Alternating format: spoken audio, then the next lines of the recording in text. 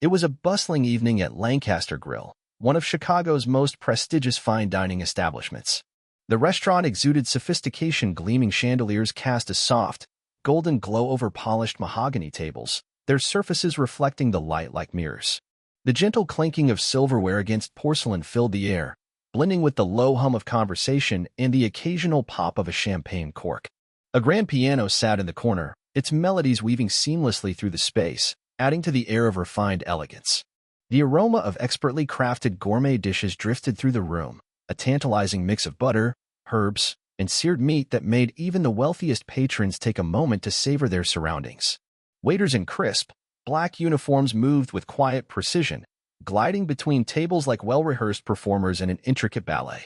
Their movements were smooth, practiced, and efficient, ensuring each guest received the impeccable service Lancaster Grill was known for. Every dish was presented with an air of reverence, every glass filled with an exacting pour. It was the kind of place where exclusivity was expected, where customers were accustomed to having their every whim catered to without question. At the very center of the dining area, in one of the restaurant's most sought-after booths, sat Victoria Harrington. She was a woman who had never been denied anything in her life, and her presence alone commanded attention. Her wealth was evident in every detail: her designer dress, an elegant, form-fitting piece that cost more than most people made in a month, clung to her as if tailored specifically for her silhouette. Diamonds glittered from her neck and wrists, catching the light with every deliberate movement of her manicured fingers. Her flawless, sculpted features bore a permanent expression of mild disinterest, as if the entire world existed solely for her amusement. She held a delicate crystal wine glass between her fingers, swirling the deep red liquid as she lazily scanned the restaurant, her sharp eyes assessing everything: the decor, the plating, the service, even the other diners. To Victoria, every experience had to meet a certain standard, her standard.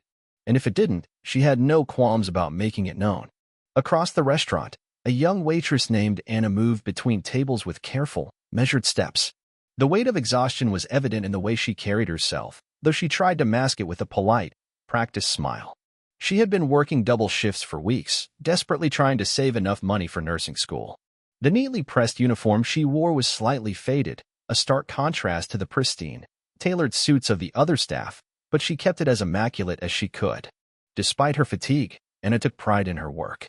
She greeted every guest with warmth, ensuring they felt valued, no matter who they were. But tonight, she was struggling. The long hours, the relentless pace, the constant demand for perfection, it was wearing her down. As she set down a tray of freshly polished wine glasses at a nearby station, her hands trembled slightly. Just a tiny shake, barely noticeable. But Victoria noticed. Her lips curled into a knowing smirk, the kind that spoke of quiet superiority. To her, Anna was invisible, just another cog in the machine, another nameless face in a sea of servers. Until Anna made a mistake. As she approached Victoria's table, a bead of sweat forming at her temple, she steadied herself. "Good evening, ladies," she said with practiced politeness, her voice even and composed despite the exhaustion threatening to pull her under. She carefully placed the plated dishes before them, making sure everything was positioned just right. "I hope you enjoy your meal." But before she could step away, Victoria's voice cut through the air like a razor. "Excuse me," she snapped, her eyes narrowing as she inspected her plate with exaggerated scrutiny. She nudged the meat with her fork, her expression turning into one of sheer distaste. "Is this supposed to be medium rare?" She lifted a perfectly arched brow, barely glancing at Anna. "It looks overcooked." Anna hesitated for just a fraction of a second. "I'm terribly sorry, ma'am," she said quickly, reaching for the plate. "Let me take this back and—" Victoria exhaled an exaggerated sigh, waving her manicured hand dismissively. "Oh, spare me the apology," she drawled. "Honestly, how hard is it to get an order right? This is supposed to be fine dining, not some rundown diner where incompetence is excusable." Her friends giggled, clearly enjoying the show. Anna's face flushed a deep shade of crimson, but she nodded, swallowing the lump in her throat as she picked up the plate. She turned swiftly, retreating toward the kitchen, her heart hammering against her ribs. Behind her, Victoria leaned in toward her friends, speaking just loud enough for anyone nearby to hear. "They'll hire anyone these days, won't they?" she murmured, her voice dripping with mockery. "It's like she thinks a smile and a stammer will earn her a tip." Laughter erupted at the table, the kind of laughter meant to make others feel small. From the corner of the room, a man in a navy suit had been watching. His expression remained composed, but his fingers tapped rhythmically against his glass, a subtle sign of disapproval. He had seen everything, and he was not impressed. Anna approached Victoria's table with practiced care, balancing the heavy porcelain dishes with steady hands. The restaurant hummed around her low conversations, the soft clinking of glasses, and the occasional burst of laughter from well-dressed patrons enjoying their evening. But as she neared Victoria's table, an uneasy feeling curled in her stomach. Something about the woman's expression and expectant smirk, the way she leaned back in her seat, arms crossed, made Anna feel as though she were walking into a trap. With a polite, professional smile, she placed the dishes down carefully in front of each guest. "Here you are, ladies," she said in a warm tone. "I hope you enjoy your meals." Victoria, who had been idly swirling the wine in her glass, barely glanced at her plate before letting out a sharp breath. Her meticulously arched brows furrowed as she nudged at the steak with her fork, eyes narrowing in displeasure. "Excuse me," she snapped, tilting her head with exaggerated irritation. "Is this supposed to be medium rare?" Anna instinctively straightened. Victoria tapped the steak with her fork again, her lips pursing. "Because it looks overcooked. And while we're at it, why did it take so long? We've been waiting forever." The last word came out in a clipped tone, loud enough that a few nearby diners paused mid-conversation.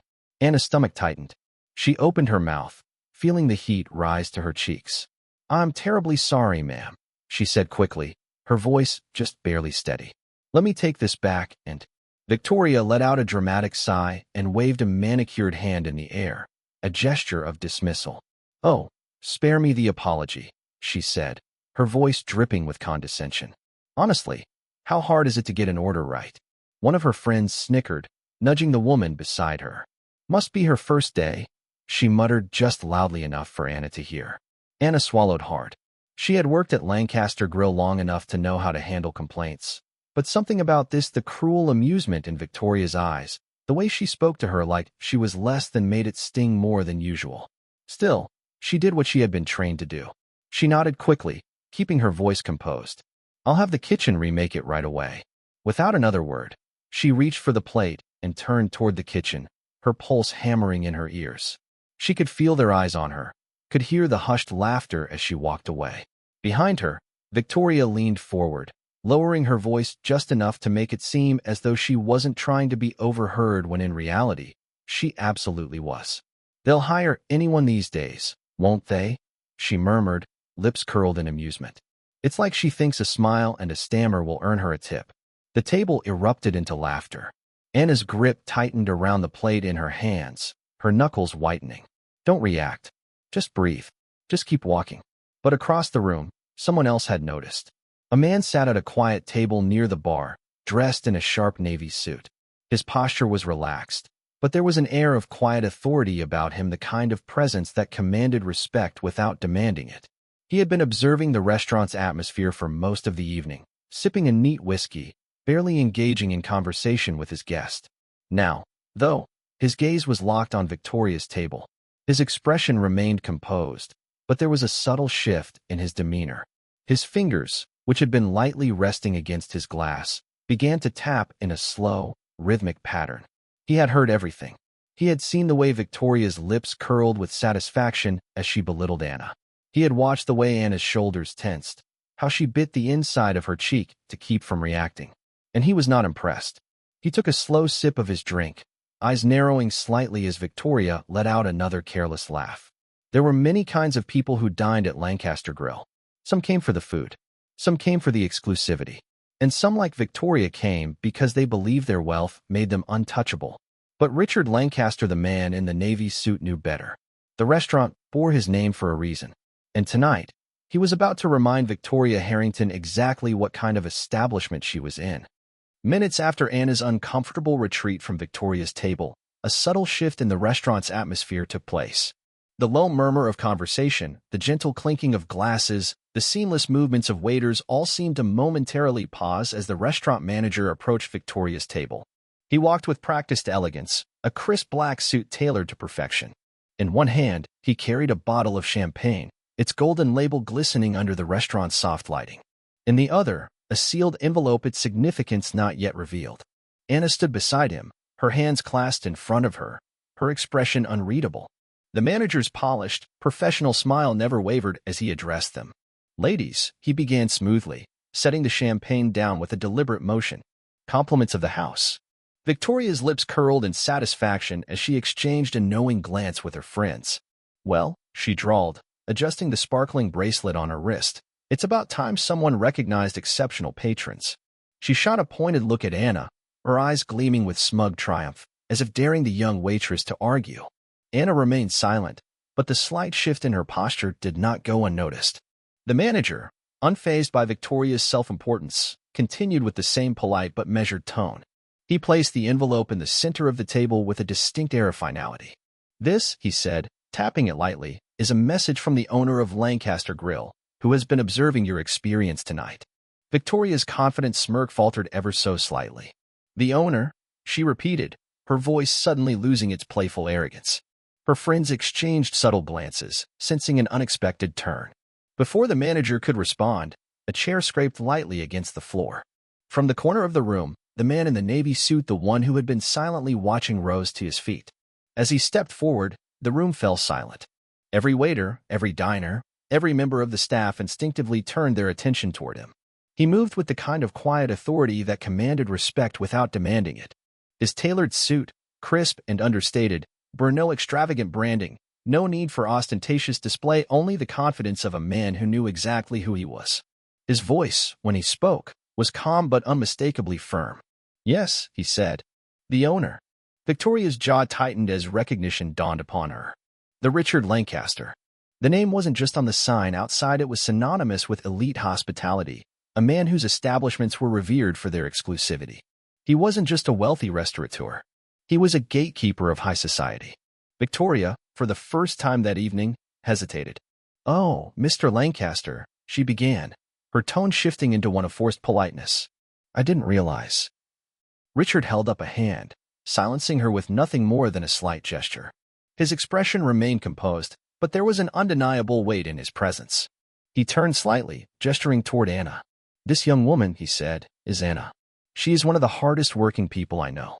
She is dedicated, intelligent, and determined. And she also happens to be my niece." A stunned hush fell over the table.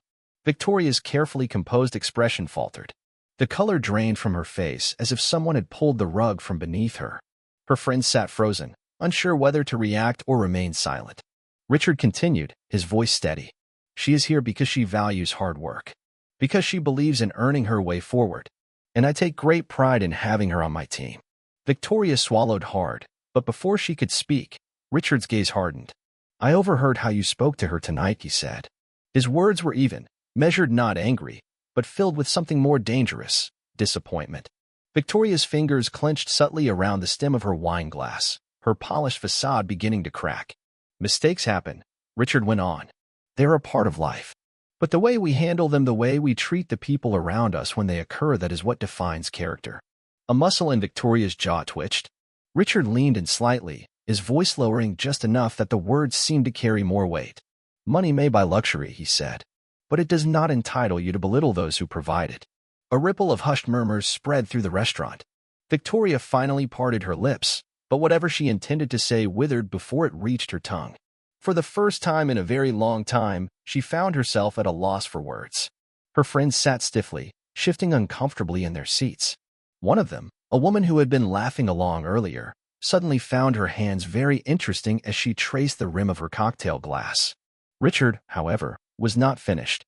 "Respect," he said, straightening, "is the foundation of this establishment, not just for the food, not just for the ambience, but for the people who make it possible." Victoria's gaze darted to her champagne glass, to the envelope still sitting on the table, then finally to Anna. And for the first time that evening, she truly looked at her not as a nameless servant, not as an inconvenience, but as a person. The weight of silence pressed heavily against the table. Richard's gaze remained steady, unwavering. "This isn't about punishment," he said finally. "It's about accountability." Victoria's fingers trembled ever so slightly. The confidence she had worn like an armor just moments ago now felt paper-thin. And around them, the entire restaurant watched. The restaurant was completely silent. Not the kind of silence that came from a lull in conversation or a pause between courses, but the kind that commanded attention. The kind that made people lean in, hold their breath, and take notice. Every pair of eyes in the room was now fixed on Richard Lancaster as he stood tall, his presence unwavering. The weight of his words lingered in the air, heavy yet deliberate. Victoria Harrington, for the first time that evening, was speechless. She had always believed that wealth shielded her from consequence, that money granted her immunity from scrutiny. But now, sitting under the piercing gaze of the man who owned the very place she had just disrespected, she felt something unfamiliar creeping in unease. Richard's voice, steady but firm, cut through the stillness. "Respect," he said, his eyes sweeping over the table, then the room itself, "is the foundation of this establishment. Not just for the food, not just for the ambience, but for the people who make it possible." His words carried a gravity that demanded reflection. One of Victoria's friends, a woman who had been laughing just moments ago, shifted uncomfortably in her seat. She cleared her throat and forced an awkward smile. "I'm sure Victoria didn't mean any harm," she said hesitantly, her voice softer now. Richard turned his gaze toward her, his expression unreadable. "Intent doesn't erase impact," he replied. "Words have power. The way we speak to people, the way we treat them matters." The friend immediately lowered her gaze, tracing the rim of her cocktail glass with her fingertip. Richard didn't wait for a response. Instead, he turned his attention to Anna, who had stood quietly throughout the entire exchange, her hands clasped tightly together in front of her apron. She had been bracing herself, half expecting more scrutiny, another insult, a dismissive remark. But instead, she was met with something else. Recognition. "Anna," Richard said, his tone gentler now, "you handled yourself with professionalism and grace tonight. I'm incredibly proud of you." Anna's lips parted slightly, her breath catching in her throat. For so long, she had fought to keep her emotions in check, to push past exhaustion, to remind herself that the unkind words of privileged customers weren't personal, that they didn't define her. But now, standing there under the quiet validation of someone who mattered, something inside her shifted. She blinked rapidly, willing away the stinging in her eyes. "Not here. Not now." Still, she nodded, her gratitude evident even in her silence. Richard gave her a small nod of acknowledgement, then turned back to Victoria. The air between them thickened. "As for you," he said, his voice measured, his expression unreadable, "I could ask you to leave and never return. And perhaps that would be the easiest solution." A flicker of something, perhaps fear, perhaps pride, crossed Victoria's face. Richard let the words settle for a beat before continuing. "But instead," he said, placing his hands in his pockets, his tone unwavering, "I've decided to donate the cost of your meal and the champagne." He gestured to the unopened bottle on the table, to a local organization that supports young women like Anna. A ripple of hushed murmurs spread through the restaurant. Victoria stiffened. She had expected outrage, perhaps a harsh scolding, but this was far worse. She wasn't just being reprimanded. She was being used as an example, a lesson in what happens when privilege is met with consequence. Her fingers curled tightly around the stem of her wine glass. "Mr. Lancaster," she started, her voice faltering slightly, "I think this is a bit extreme." Richard held up a hand, silencing her instantly. His expression never wavered. "This," he said, his voice calm but unyielding, "isn't about punishment." Victoria swallowed hard. "It's about accountability." The words landed with a finality that left no room for argument. The weight of the moment pressed down on the table, and for once, Victoria had nothing to say. The silence that followed was deafening. From across the room, diners exchanged quiet glances. Some nodded in silent approval, others merely observed with rapt attention. The moment had shifted something in the air, a reminder that wealth did not excuse cruelty, that status did not erase responsibility. Victoria's cheeks burned with the realization that she had lost control of the narrative. She reached for her purse, her movements stiff and deliberate, avoiding eye contact as she gathered her things. She didn't argue. She didn't defend herself. She simply stood, her usual arrogance now replaced by something else entirely. Humility. Or perhaps humiliation. As she turned to leave, the softest sound of applause began to rise. It wasn't loud. It wasn't exaggerated. But it was enough. Victoria paused for the briefest second. Then, without a word, she strode toward the exit, her heels clicking against the polished floor, the whispers of dozens of silent observers following her every step. Back at the table, Richard turned to Anna, his expression warm. "You did well tonight," he told her. Anna finally allowed herself to smile. Because tonight, for the first time in a long time, she had been seen. And sometimes, that was more valuable than anything money could buy. A moment of silence stretched through the restaurant, heavy yet electric, as Victoria sat motionless, her usually flawless composure shattered.